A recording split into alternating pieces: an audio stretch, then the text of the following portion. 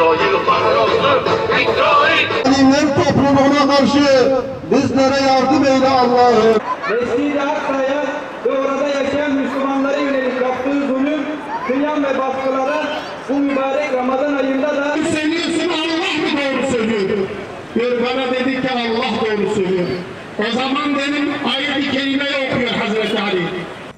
bir asra yakındır ümmetin kalbine hançer gibi saplanan Siyonist terör çetesi, İslam aleminin suskunluğundan, parçalanmışlığından ve Müslüman ülkelerinin satılmış sözde liderlerinin zilletinden cesaret alarak Kudüs'e, Mescid-i Aksa'ya ve orada yaşayan Müslümanlara yönelik yaptığı zulüm, kıyam ve baskılara bu mübarek Ramazan ayında da ara vermeden devam ediyor.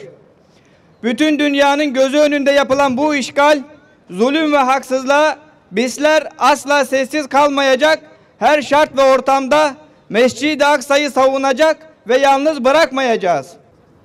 Bugün Dünya Kudüs günüdür. Dünyanın dört bir yanında Müslümanlar bugün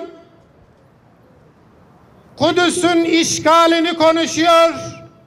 Müslümanların uyanması için, beraber hareket etmesi için ve Kudüs'teki direniş cephesinin desteklemesi için meydanlardadır.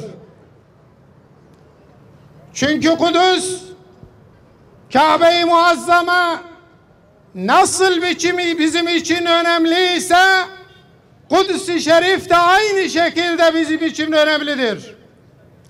Bizim kırmızı çizgimizdir, asla bundan vazgeçmeyiz.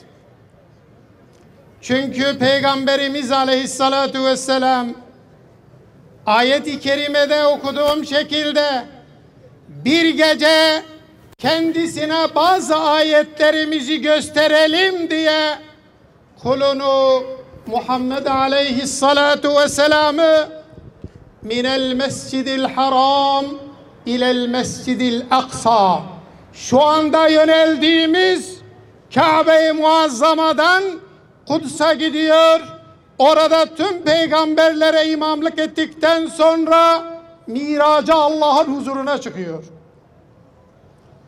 İşte bugün Kudüs-i Şerif 1948'den itibaren oradaki kardeşlerimizi her gün şehit ediyor, evlerini yıkıyor, kadın, ihtiyar, yaşlı demeden sürekli ölüm var. Ama orada bir direniş vardır. Orada ümmet için bir direniş vardır. Oradaki direniş bizim göstergemizdir. Eğer biz buralarda onları desteklemezsek, yarın Allah huzurunda mesul ve sorumluyuz. Ve onlar diyeceklerdir ki, ya Rabbi, evet biz orada canımız pahasına, malımız pahasına Mescid-i Aksa'yı koruduk ama uzaktaki Müslüman kardeşlerimiz bir seslerini seslendirip de haykırmadılar ya Rabbi diyecekler. Biz de burada haykırıyoruz ve diyoruz, ey direniş gösteren kardeşlerimiz, sizin yanınızdayız. Değerli kardeşler, bu sinsi düşman var ya, sanmayın bugün Kudüs'te, dünyanın neresinde olursa olsun bir fitne varsa Yahudinin parmağı içindedir. Kesinlikle. Bakın, Yahudi öyle bir hale gelmiş ki Amerika'yı kullanan Yahudidir. Türkiye'nin içerisinden fitneleri koparan, dinsizleştiren, dinsizliğe götüren yine Yahudidir. Şu konuşmalarımızı hazmetmeyen Yahudidir. Asla bunu unutmayalım. Bak, bu kadar darbeler oldu. 15 Temmuz'lar oldu. Bunu araştırıyoruz, bakıyoruz ki Yahudinin parmağıyla hareket ediliyor. Yahudi asla dost olamaz. Asla Allah diyor dost olamaz. Bunu bile bilin diyor. Ve biz burada ilan ediyoruz, ey Yahudiler. Bugün devletin güçlü devletleri arkanıza alıp da eğer bugün terör estiriyorsanız, siz o Mescid-i Aksa'yı yıksanız dahi onu tekrar inşa edip tekrar Müslümanların malı olacaktır. Ve Kudüs bizimdir. İslam ümmetinindir ve öyle kalacaktır. Kudüs eksenimizdir. Kudüs ve Mescid-i Aksa Allah Celle Celaluhu'nun mukaddes kıldığı mekan, Müslümanların ilk kıblesi, 3. Harem-i Şerif ve Kutlu Nebi'nin miraç noktasıdır. Kudüs, Müslümanların ümmetin vahdet ve birliğinin sembolüdür. Ümmet onunla izzet kazanır, onsuz da esareti yaşar. Kudüs düştüğünde ümmet düşer. Kudüs düştüğünde insanlık düşer. Bu dava ümmetin ortak davasıdır. Kudüs İslam ümmetinin onurudur, izzetidir, şerefidir. Müslümanlar Kudüs'ü özgürleştirmek ve işgalci Siyonistlerden temizlemek ile mükelleftirler.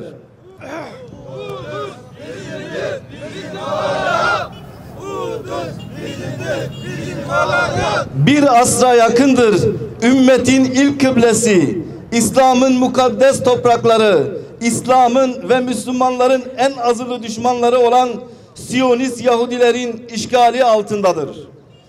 Büyük şeytan Amerika ve İslam düşmanı batılı devletlerin desteğiyle barbar Siyonistler İslam'ın onuruna, izzetine, namusuna, kutsallarına göz dikmiş saldırmaktadır.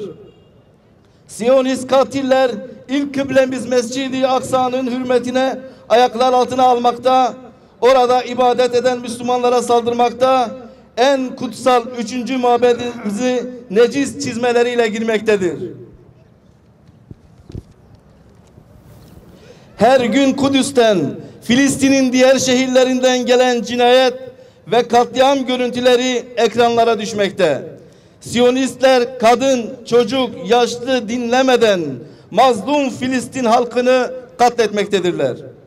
Bu katil sürüsüne dur denilmez ise bugün Kudüs'ü esaret altında olması gibi yarın İstanbul, Tahran, İslamabad, Kahire, Mekke, Medine ve diğer İslam şehirleri de benzer tabloyla karşı karşıya kalacaktır.